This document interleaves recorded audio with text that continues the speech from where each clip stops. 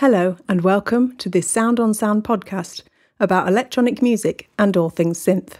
I'm Clara C, and in this special episode we are talking all about the theremin that was made 100 years ago this year. The theremin was invented by accident by scientist and physicist Lev Termen, now known as Leon Theremin.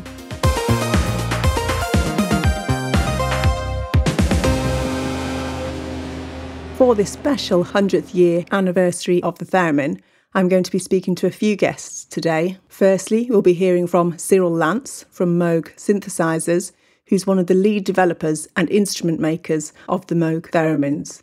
Moog are soon to release a special 100th anniversary edition of the theremin called Claravox, which is named after Clara Rockmore, who you will hear a lot more about. And then we will hear from a small variety of artists within the theremin community: Dorit Chrysler, Bruce Woolley, and Katia Isakoff. But first of all, you're going to hear Clara Rockmore herself. Clara Rockmore is considered the first virtuoso of the theremin, and back in the 1920s, she helped Lev Termen develop and refine his theremin instrument.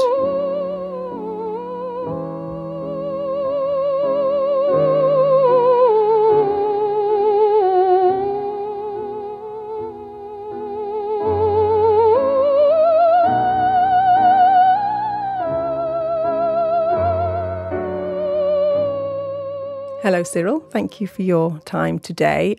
Let's start with your role in the development of the new Claravox instrument, which is a centenary edition of the theremin. Sure. Well, first, thank you for having me. My role at Moog Music is officially right now, I'm the Chief Technology Officer, but I've been involved in product development for 15 years since I came on board at Moog in 2005. And in my capacity in working with the Claravox, was one of the lead designers on the instrument, mainly focusing on the electronics and the controlling firmware, and then, just all the aspects of the design. But as any product that we design and produce at Moog, it's a huge team effort that really involves every aspect of the organization. So, just to recognize it, when we create an instrument like this, there's many engineers involved, an incredible effort from the commercial team and the industrial design team and the manufacturing team, and of course, all the people on the floor that lovingly build these instruments and put them in boxes and ship them out. One of the great things about developing these instruments is it's a huge collaborative effort. And I think the other thing I really want to recognize in the development of our instruments, but Claravox especially, is that it's also a large collaborative effort with artists and people in the community. So from the moment when we first started envisioning Claravox, actually our first step was to start a lot of in-depth conversations with a lot of artists and also Jason at Theremin World to really figure out what were some of the things that artists were looking for in a new instrument, and what were some of the things that they loved about their current instruments or current Moog instruments, and just really get a feel for what artists wanted at this point in time. So we take kind of our internal knowledge and spend a lot of time studying Bob Moog's designs. I mean, he has such a rich history of developing theremins, and also going all the way back to Lev Termen's original designs. So it's kind of a long journey, and it's been a real fun project for all of us. And the story behind the name Claravox.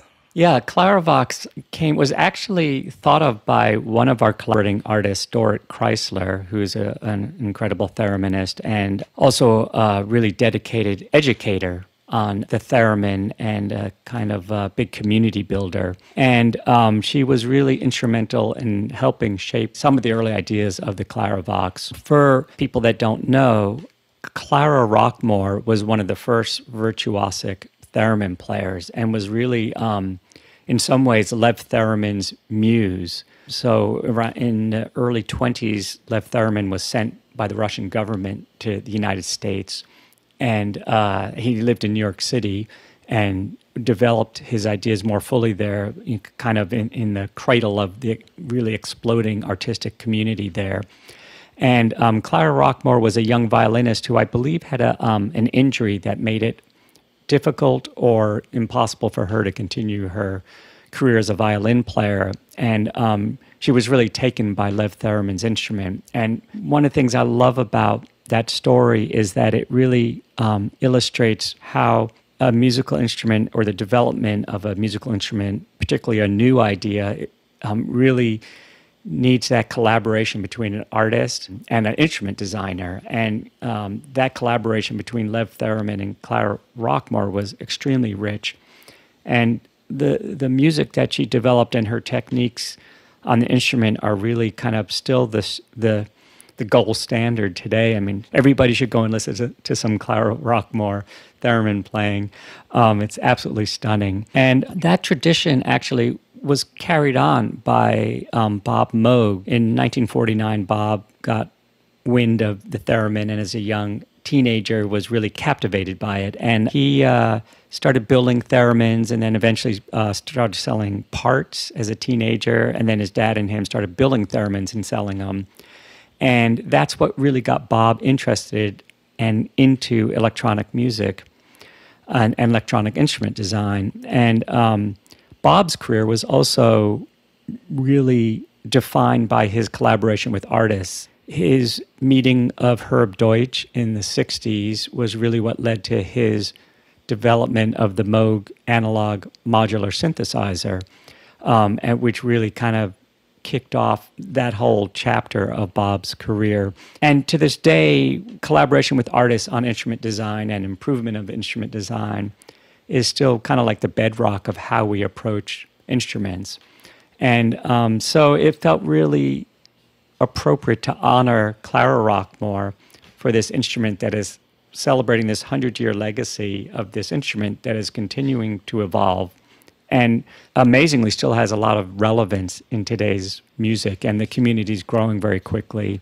So it celebrates Lev's contribution 100 years ago and Clara Rockmore's part in it. It also, I think something else to celebrate about that is that in a world dominated by male artists, it's wonderful that this very early instrument, the voice was developed by a woman artist. And that's also a tradition that is really strong in the theremin community. There's a tremendous amount of women artists in that community. So I think there's so much to it that's really wonderful to celebrate, and also just to kind of really honor that interplay between artist and tool builder.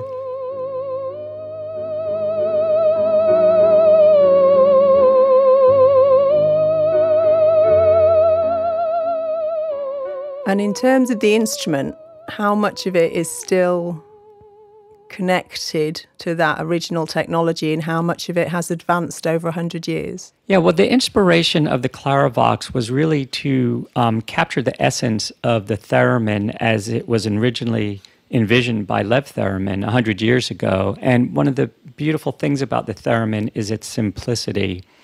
And so we wanted the Claravox to really capture that simplicity, but also have another personality or another side which extends its capabilities and allows the instrument to be kind of forward-looking at the same time. So the Claravox has the same topology in its essence as Lev's original design, although using more modern components. Back then it was tubes and hand-wound coils, and nowadays it's transistors and op-amps and components with much tighter specifications and lots of improvements that come with time.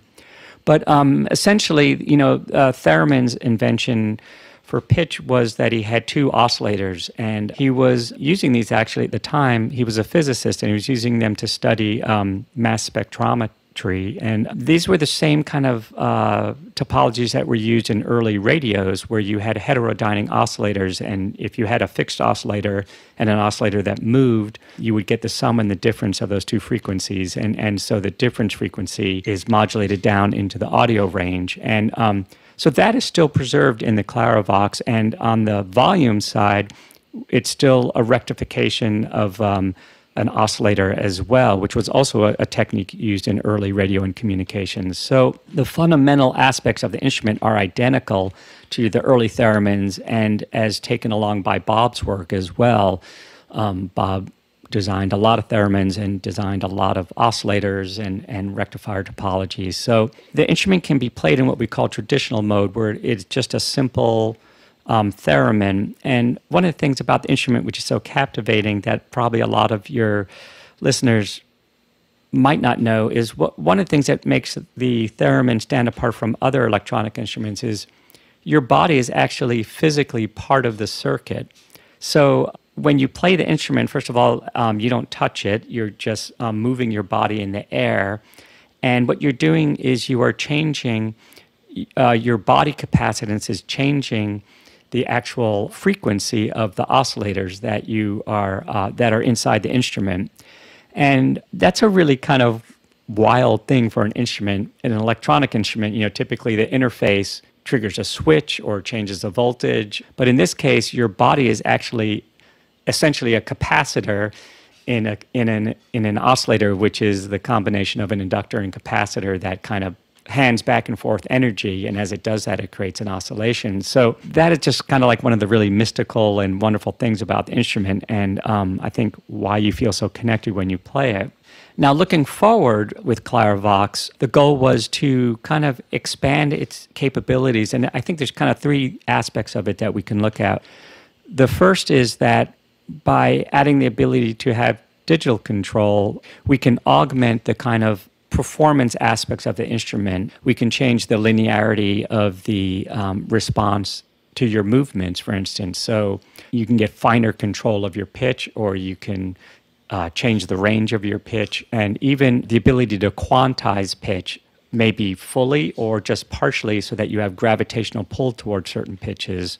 So there's a lot of creative and also kind of practical uses for having that kind of control. For instance, on the volume, some people want a very large, slow movement, and some people want a very fast, small movement. And so by being able to kind of tailor the instrument to those different needs, we hope to kind of expand people's ability to create their own technique on the instrument. The second aspect of this is to be able to expand the sonic vocabulary of the instrument. Traditionally, the theremin, you are just listening to the heterodyne output, which is the difference of these two oscillators. So it's a very pure tone, and typically it went through a tone control, so you can make it brighter or darker. And Bob evolved those wave shaping circuits so they could have more different sounds. But fundamentally, just a single oscillator, very pure tone.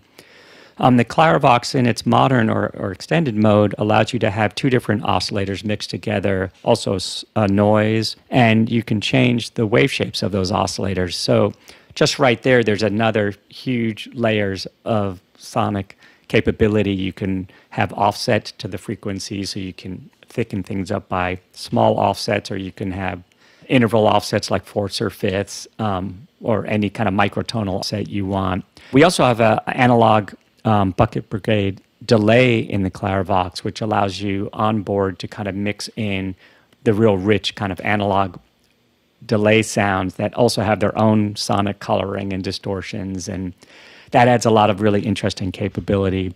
And finally, the other aspect of the instrument is being able to expand the way Claravox can control other instruments or systems in your musical environment, or be controlled. So, the rich tradition of Moog music, we have control voltage, and of course Claravox has some control voltage outputs and a control voltage input. So you can both control other analog gear from the Claravox, or you could have other analog gear control the Claravox. So for instance, if you wanted spatial control of a modular synthesizer, you could use the Claravox to control different aspects of that. Alternatively, we have kind of digital control, so MIDI, DIN and USB MIDI, so that it can be controlled by other digital instruments, or your digital workstation, or tracks like Ableton Live, where you might want to synchronize different sonic settings on the Claravox during performance to other things that are happening in your musical environment. And I should mention that this is not new to Moog. Bob Probably 30 years ago, started working on an instrument called the Ethervox, which was a really advanced theremin that also had a lot of these ideas embedded in them. So, Claravox is kind of a continuation of this journey and evolution of the instrument. And our hope is that Claravox can really inspire people both in the fundamentals of the instrument, but also kind of really inspire artists to kind of find new ways of expressing themselves through the primary essence of a theremin. A typical theremin range is probably in the 5-octave range, which is an awful lot considering your movement is really, in the 24-inch range, and for most practical playing, less than that. So if you think about, a 5-octave range being broken down into, you can see how small the movements are and how precise you have to be to maintain an accurate pitch. Plus, unlike a lot of other instruments, you don't have any kind of visual or physical basis for that movement.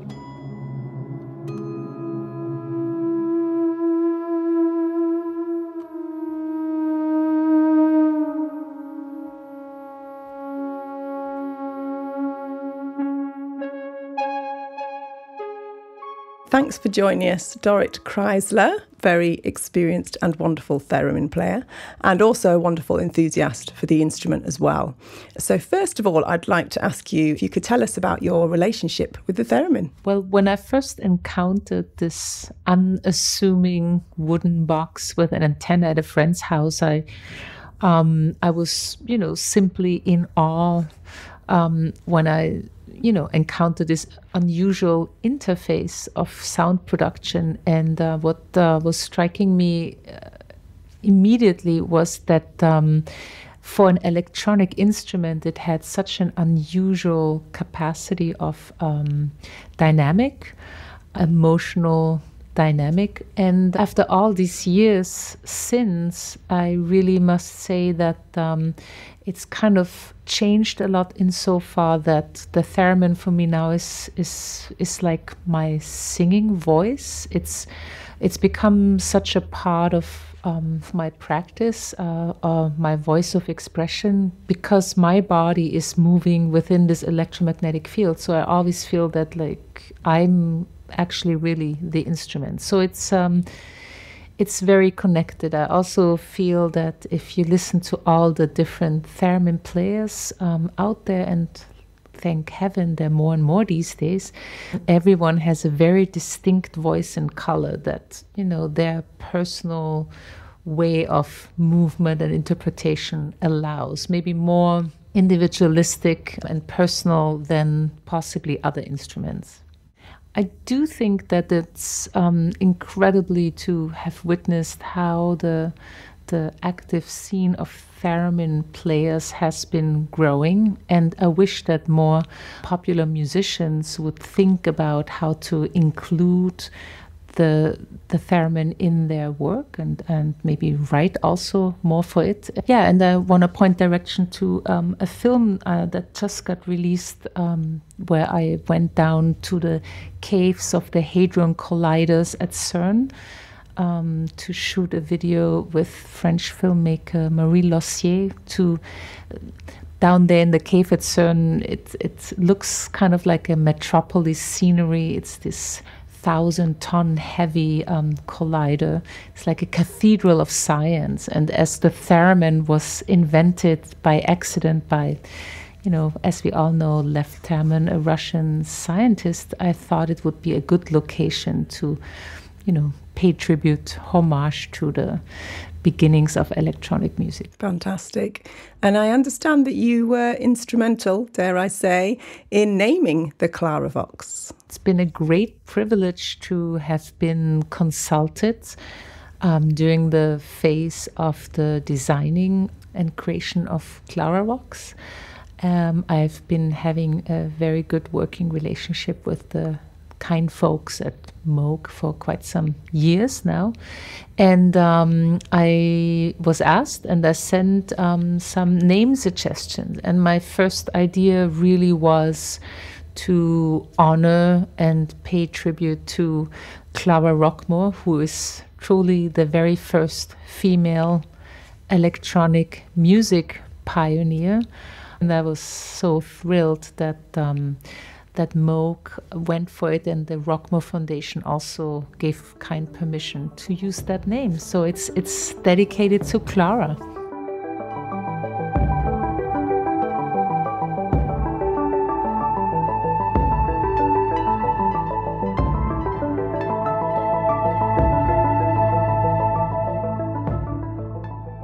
I understand you also do a lot of education work with the theremin. Yeah, so when I co-founded the York Theremin Society with Suzanne Fiel, back when, there were very few active players of the theremin out there, and up to this day there's still a lot of misrepresentation, misunderstandings about this instrument. A lot of people still gravely underestimate what the theremin is capable of doing because there haven't been many active good players doing stuff with it. So I thought it's not only important to kind of make the instrument more accessible and really do everything so it's represented in more popular platforms, but also to start with the young generations on top of it, because it specifically bothered me also with electronic music and film soundtracks that these genres have a different status in the pantheon of music world than, for instance, classical music. So I just thought it's really important to create more vocabulary and start with children as young as 4 years old.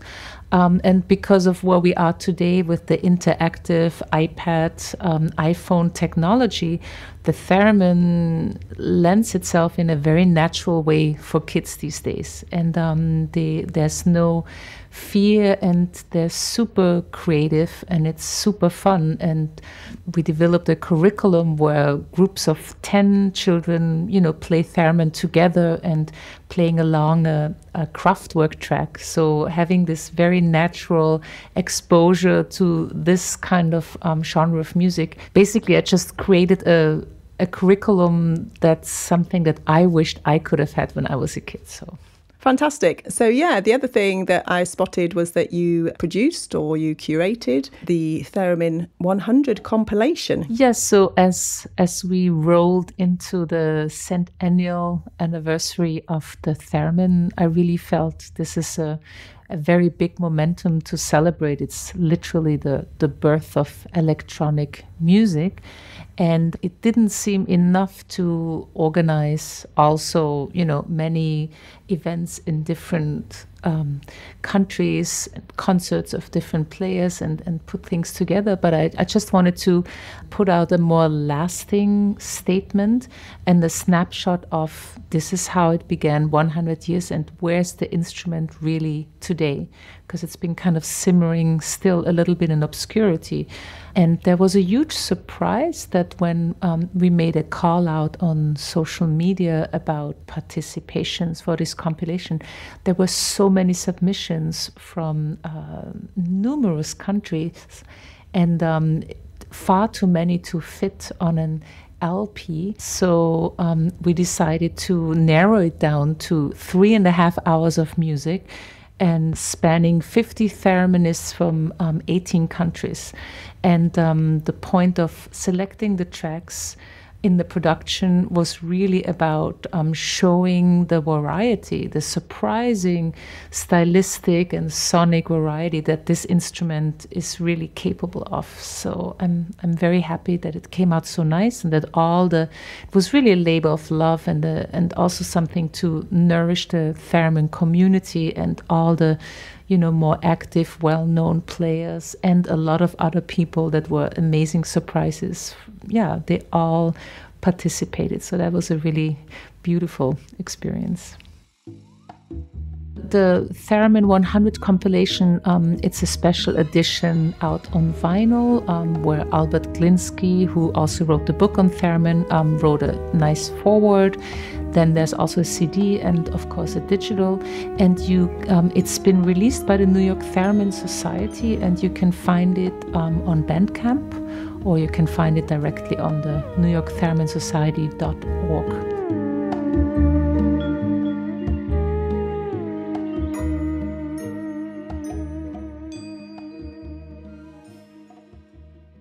And next we have Bruce Woolley, songwriter and theremin player. Tell us about your relationship with this magical instrument, Bruce. My background's in songwriting, really. That's what I kind of began doing. It's kind of what I'm still doing. And along the way, I've had a lot of experiences in the music business, some good, some bad. It's a pretty hairy ride, a bit precarious, as anyone will tell you, no matter what level you're at. And I guess it was around 1993. I was getting a bit disillusioned with the music scene at the time, actually.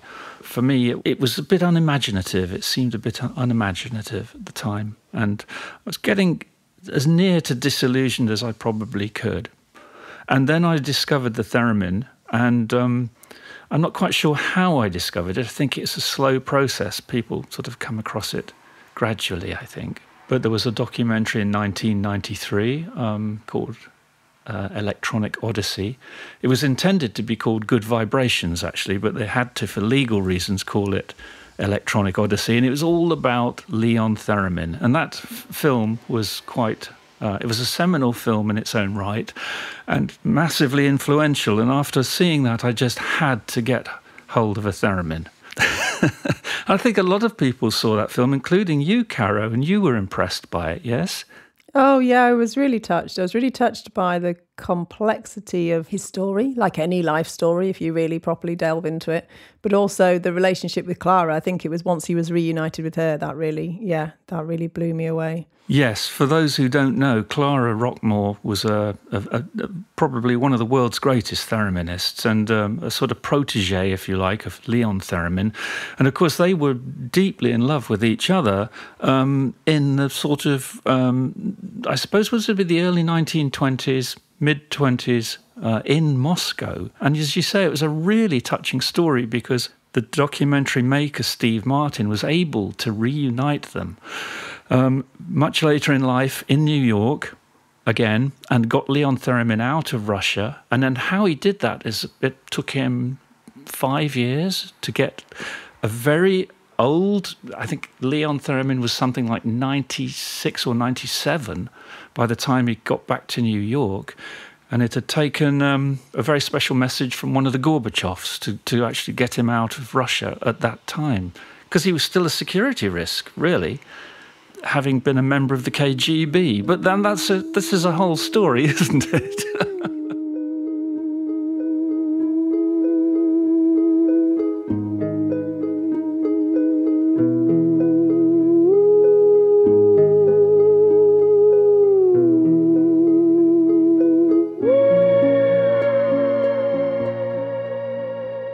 So since you have bonded with the theremin, what part would you say it plays in your music? Well, when I discovered the theremin, I hadn't played live for a long time, and I was sort of thrust into a situation where I had to play live again. There was no getting out of it. And I'd agreed to do something with the theremin in public. And that, first of all, that got me back into the live scene again, for which I'm infinitely grateful, because it's so different to being in the studio. You know, we all spend days, hours and years in the studio perfecting things, but when you're doing a gig or you're performing in front of people, it's the story is there. It's in an hour, you've got to do it, and as I say, there's no getting out of it. So it brought me back to that spontaneous frame of mind where I guess you call it performance. Okay, let's do it. Let's play. And also the feedback you get from an audience is unique. I mean, I think playing theremin in front of people, it's probably the most nerve-wracking thing you could possibly imagine. Like walking across Niagara Falls on a tightrope without anything to balance you. It really is. You're absolutely kind of alone. You know, there's no support, no safety net. So from a live point of view, that was very exciting, and I've continued to do that over the years. But also, I don't know, I just felt like it was appropriate to incorporate the sound of the theremin in lots of my more recent work. I can't really analyse it or anything. And by the way, it's not a slavish, we've got to put theremin on this track, because sometimes it's not appropriate. But I guess right up to present day, I'm using the theremin in recordings by a group that I work with called the Radio Science Orchestra. And more often than not, it works. We've tried lots of things like layering it up. I mean, if you layer up a theremin, record it, sort of 16 tracks of it, create chords, things like that. We can only do that in the studio, of course, but I think there's a lot of potential still for the instrument to be explored sonically. I mean, so many people now are embracing it. Whereas when I started, I literally knew just about everybody in the world that played it, which was like about 6 people. Yes. Speaking to Cyril Lance of Moog, one of the lead designers and developers on the Claravox, and he was saying how each time they go to make a new one, they think, well, surely there's only so many people that'll buy theremins, but actually it's ever increasing. So in terms of the magic of that instrument, do you have any theories on why it has that kind of otherworldly and yet at the same time really human voice kind of sound? I suppose in a way it's translating the body's vibration, isn't it? And maybe not just your body but also your mind. So it's a form of channeling. Also, that accounts for the individuality of performance and even sound. You know, it's a bit like taking a photograph. You know, 2 people can take the same photograph with the same camera of the same image, and yet those photographs will actually come out differently. There's a process there that is inexplicable, and maybe that's the same with the theremin, is the fact that it's so individual.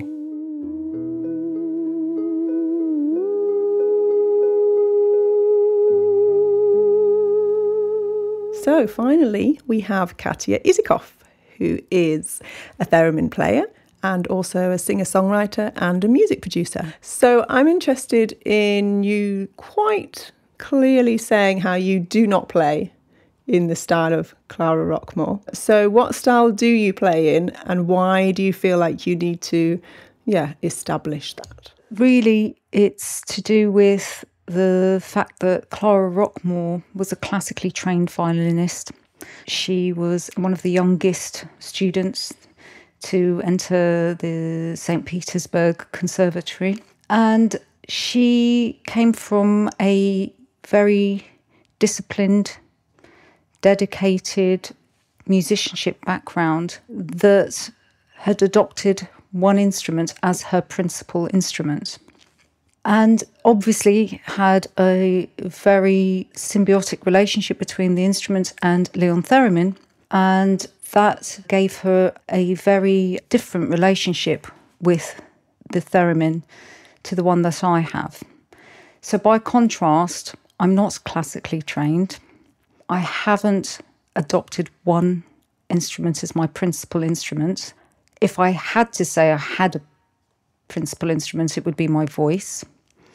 But I'm a multi-instrumentalist, and by that I don't mean that I'm a master of all those instruments. What I mean by that is that my relationship with instruments is that they are there for me to pick up as my compositional tools. So when I'm writing a song, I will start to hear certain sounds that I think certain instruments are needed for. And so therefore, before I started playing the theremin, I would pick up an acoustic guitar if I was writing a particular song, electric guitar, effects, the studio as an instrument, synthesizers, and so on. So by the time I had arrived to a juncture where I was interested in the theremin, I wasn't coming to it as someone who wanted to be a thereminist and dedicate my musical career to this one instrument. I first saw it as a sound design tool, and the first one I owned was a pocket theremin. So I didn't even have the sonic range that some of the thereminists that I know had to engage with and compose with. And that was in around 2000. And actually it featured on one of the albums that were released by Mute Records at the time, and it did the job and it was fun to play. And it sort of went into the cupboard, and I didn't really revisit it until more, I'd say around 2016, 2015. And at that point, I had already purchased the Etherwave theremin, Moog's theremin, and I started playing it. So I hadn't had any lessons. I didn't really research the instrument more than, all the obvious stuff that we all know about. And it was only really at the point that I started working on my solo album that I started to really engage with it more and really connected to it and realised the power of this one instrument and the physical response that I had to it. I felt so connected, and it was the first time that I found an instrument that not only gave me the ability to work gesturally, which is the way that I work in the studio anyway, with mixing consoles and all sorts of air effects and so on, and I use the ebow when I play with guitar and so on. But the fact that it responds to tiny little movements in the body and micro movements meant that as someone who struggles to find stillness, I found that this instrument really helped me to do that. So I would be in the studio and I might just take some time out, switch the theremin on and just close my eyes and connect and start to improvise. That really helped me to find my own way, my own sound, my own way of being with the theremin.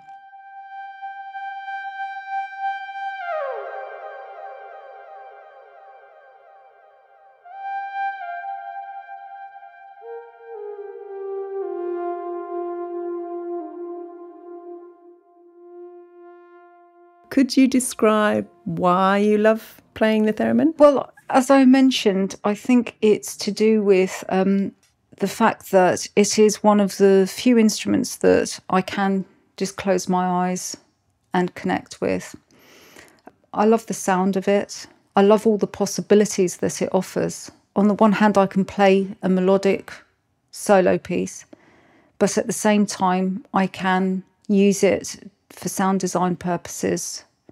It can feature briefly, and at the same time it can play the starring role in the song. I love the gestural possibilities, but one thing I should really say is that I also I'm actually a fan of the theremin. So what I hadn't mentioned was that I was due to perform in Düsseldorf in 2016, and I had to have a last-minute operation, which meant that I may not be able to make the journey or travel. And so I was told that if I, isolated myself for 2 weeks, I would maybe be able to travel and maybe would be able to do it.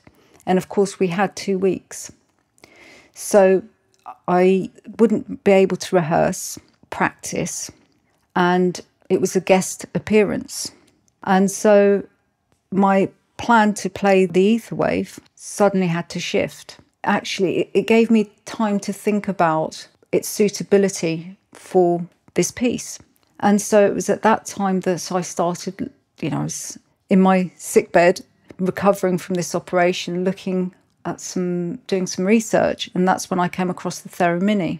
And it just dawned on me that as someone who already owned the Moog synthesizer, the Moog synthesizer on my iPad, and I'm in bed playing it anyway, I realised that actually this was the perfect instrument and the perfect way forward for me. It gave me both worlds. And so that was a real turning point for me in my whole philosophy about the theremin. Whereas before you would put effects on there and have maybe some guitar plugins and all sorts of layers, I was able to literally put it into my yoga bag, bubble wrapped, and off I went. And actually it turned out that the piece that I was playing on, it wouldn't have worked. Any other sound, this was the perfect sound. The sound that I came up with just worked. It blended in, it weaved into the sonic piece.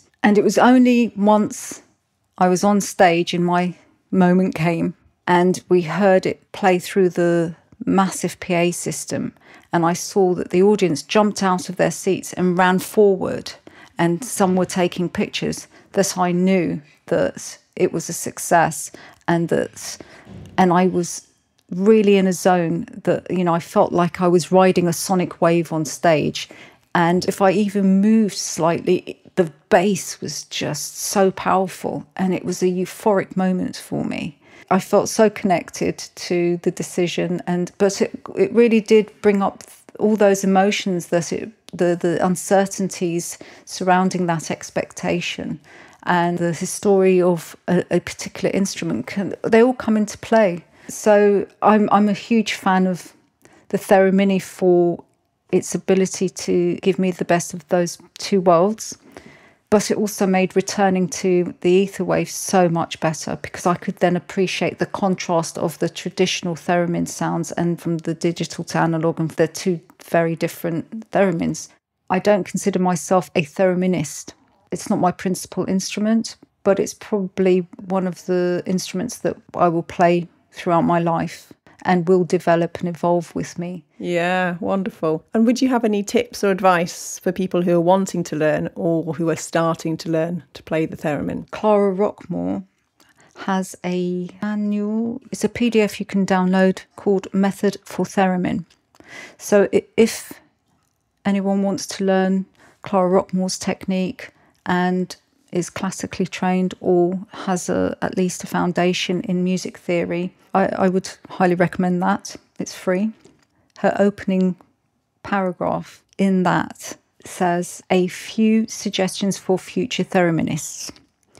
Those who approach and welcome it as yet another voice with which to interpret and embold real music, not a magic toy for producing strange and eerie, bold sounds." That underscores again how seriously she took this instrument and wanted those that adopted it to respect the instrument and its tradition in the way that she had. And she also goes on to say, you cannot point to a spot in the air and say, here is a middle C. So again, I would recommend that if that's the path that interests a student, then some musical theory would be helpful. So maybe having a small keyboard to one side so that they can familiarise themselves in terms of where the C is, where the F is, and G, and so on. The other tip, which this leads me on to, with suggesting to have a keyboard, is to learn to tune it first, because some people will be put off when they keep hearing it sounding out of tune and unattractive sometimes. And it would be a real shame to abandon the theremin on that basis. So learning to tune it, having a keyboard next to the theremin for referencing, will really empower anyone to start to appreciate the beauty of the sound of the theremin. The other thing is obviously to consider having one-to-one lessons. There are so many great thereminists out there that give workshops, that have lots of tutorial videos. And the fourth one is more about the theremin itself. When we watch videos and live performances, obviously we need to be realistic about which instrument we own and which instrument the thereminist is playing. If they have a really professional, expensive theremin and it sounds fantastic on stage, and the student has an entry-level theremin, it's important for them to consider that, first of all, they're going to hear a sonic difference, and then they're listening to it through, computer monitors and so on. The other thing is not to forget, like we had custom guitars, there are theremins that have been custom built, modified to improve the sounds for that particular thereminist. And so you may have bought an identical model, but it may still not sound the same. That can really affect one's confidence if that's not taken on board. So do a little bit of research, and that will give some reassurance. And of course, check out all the different thereminists that are out there. But most of all, It's your instrument, it's your path, it's your journey, it's your music, it's your sound. Make it your own. Be inspired, but don't be intimidated by those who came before.